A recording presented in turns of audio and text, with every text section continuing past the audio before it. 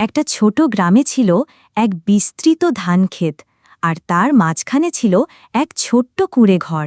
সেখানে থাকত এক ছোট মেয়ে, মায়া।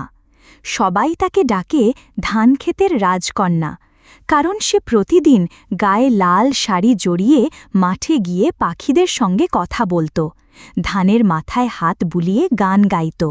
একদিন খরা এসে গ্রামে ধান শুকিয়ে দিল, মানুষ কাঁদছিল। মায়া গোপনে রাতে চাঁদের আলোয় ধানের গোড়ায় পানি ঢালতে লাগল, একটানা 7 দিন। 7ম রাতে ধানক্ষেত থেকে জেগে উঠল এক আলো ঝলমলে সোনালি পাখি। সে বলল, তোমার ভালোবাসা এই মাঠকে বাঁচিয়েছে, তুমি সত্যিই রাজকন্যা।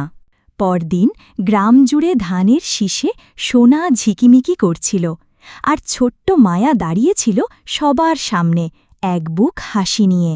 ভালোবাসা ও যত্ন যে কোনো বিপদ জয় করতে পারে।